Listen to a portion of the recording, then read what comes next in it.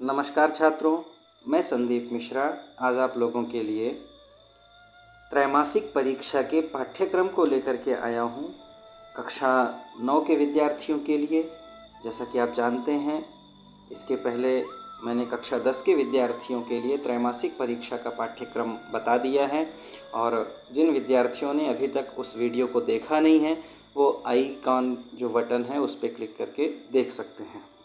अब हम आज चलते हैं कक्षा 9 के विद्यार्थियों के लिए संस्कृत विषय का जो पाठ्यक्रम है, कहाँ तक आपको पढ़ना है, क्या क्या आपको तैयार करना है, इसकी हम चर्चा करेंगे। सबसे पहले हम बात करेंगे, कक्षा 9 में 2 पुस्तकें इस समय चल रही हैं। जो पहली पुस्तक है वो है सेमुषी प्रथमो भागः और दूसरी पुस्तक है व्याकरण वीथिः। तो पहले हम सेमुषी प्रथमो भागः जो है उसकी बात करेंगे। तो जून का जो पाठ्यक्रम है, पहला पाठ है भारती वसंत गीति ही। तो जो आपकी त्रैमासिक परीक्षा होने वाली है उस परीक्षा में भारती वसंत गीति ही इस पाठ के जो प्रश्नोत्तर हैं उनसे अवश्य प्रश्न आएंगे। इसके बाद देखिए जुलाई का जो पाठ्यक्रम है, जुलाई में द्वितीयः पाठः स्वर्णकाकः। स्वर्णकाकः इस पाठ से भी जो प्रश्नोत्तर हैं वो प्रश्नोत्तर आएंगे आपके त्रैमासिक परीक्षा में। तृतीयः पाठ है गोदोहनम। इस गोदोहनम पाठ से भी आपके परीक्षा में प्रश्न आएंगे। इसलिए पहला पाठ, दूसरा पाठ और तीसरा पाठ भारती वसंत गीति ही, स्वर्णकाकः, गोदोहनम, इसे हमें तैयार करना है। इसके बाद हम बात करते हैं अगस्त महीने का जो पाठ्यक्रम है। चतुर्थः पाठः सूक्तिमौक्तिकम। सूक्तिमौक्तिकम के आपको सुभाषित 4 सुभाषित भी सभी छात्रों को कंठस्थ करके रखना है, क्योंकि अगर 2 सुभाषित इसी पाठ के आपके प्रश्न पत्र में आ जाते हैं तो वो सुभाषित आपको नहीं लिखना है। जो आपके प्रश्न पत्र में आ गए हैं वो सुभाषित नहीं लिखना है, अपितु जो आपको याद हैं अन्य 2 सुभाषित, उन सुभाषितों को लिखना है। तो सूक्तिमौक्तिकम यह जो पाठ है, इस पाठ के भी जो प्रश्नोत्तर हैं वो प्रश्नोत्तर आपको याद करना है। इसके बाद है पंचमः पाठः भ्रांतो बालः। भ्रांतो बालः पाठ से भी प्रश्नोत्तर आएंगे।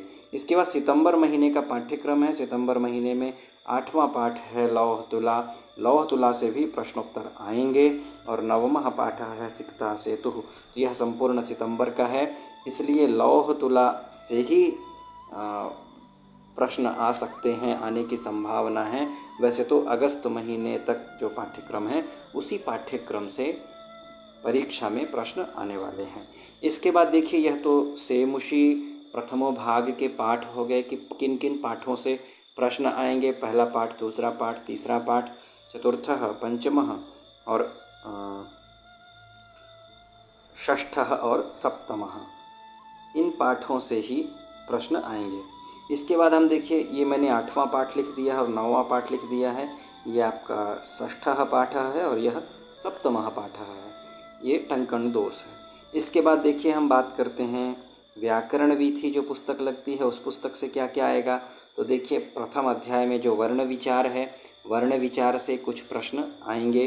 द्वितीय अध्याय है संज्ञा एवं परिभाषा प्रकरण और पाठगत व्याकरण। इस पाठ के अंतर्गत जो व्याकरण वाले प्रश्न हैं वो प्रश्न भी आपके परीक्षा में आएंगे, उन्हें भी हमें तैयार करना है।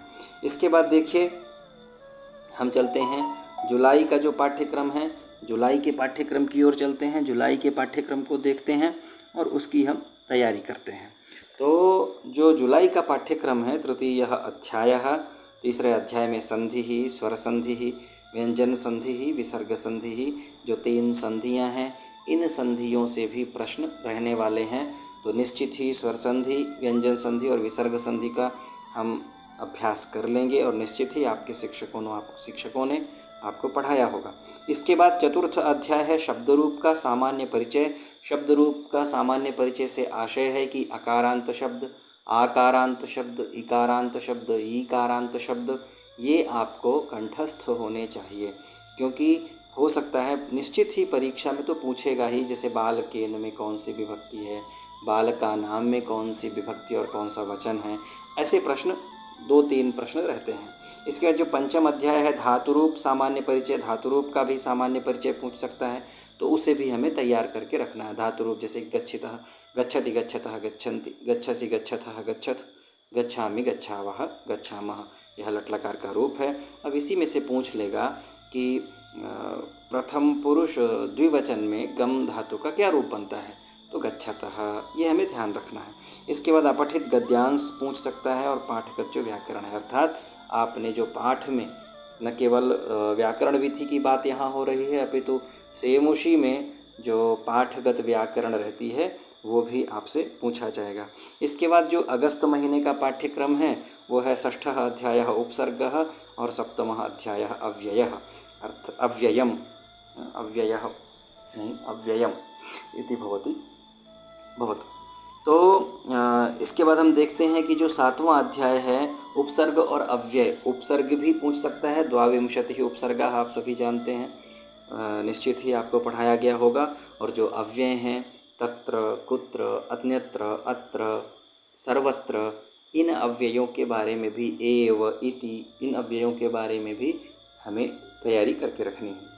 निबंध लेखनम, निबंध जैसा कि आपको बताया कि आप छात्र जीवन के बारे में, संस्कृत भाषा के महत्व के बारे में, महाकवि कालिदास के बारे में। महाकवि कालिदास कक्षा 9 में तो नहीं पूछता है, कक्षा 10 के लिए है, परंतु संस्कृत भाषायाः महत्वम और छात्र जीवनम, उद्यानम, इनको हमें तैयार करके रखना है। पत्र लेखनम, अवकाश के लिए एक पत्र भी आपको तैयार करके रखना है। और पाठगत व्याकरणम, जो आपके पाठ में व्याकरण हैं उन्हें हमें तैयार करके रखना है। इसके बाद हम सितंबर का पाठ्यक्रम देखेंगे। तो जो प्रत्यय हैं, कृत, तद्धित और स्त्री प्रत्यय, कृत प्रत्यय जैसे कि तवतु प्रत्यय होता है और ता प्रत्यय होता है, ये सभी कृत प्रत्यय होते हैं। जैसे कि गतवान, पठितवान, खादितवान, लिखितवान, तुमुन है, पठितुम, लेखितुम, खादितुम इत्यादि जो बनते हैं कृत प्रत्यय हैं। तद्धित प्रत्यय इत्यादि में मतु प्रत्यय होते हैं और स्त्री प्रत्यय में इंगी, पिंगी, शिंगीन होते हैं। तो थोड़ा थोड़ा हमें कृत, तद्धित और स्त्री प्रत्यय भी तैयार करके रखना है। इसके बाद देखिए जो 9वां अध्याय है समास परिचय, सामान्य रूप से समास कितने प्रकार के होते हैं, कुछ प्रसिद्ध उदाहरण समास के, जैसे कि पीताम्बरः, पीताम्बरः में कौन सा समास है, दशानन में कौन सा समास है, ये हमें तैयार करके रखना है। निबंध लेखन है, पत्र लेखन है और जो पाठगत व्याकरण है।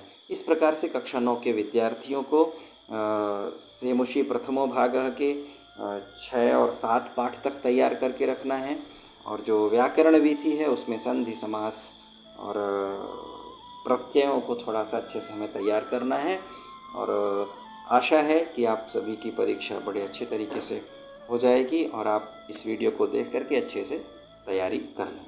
धन्यवाद।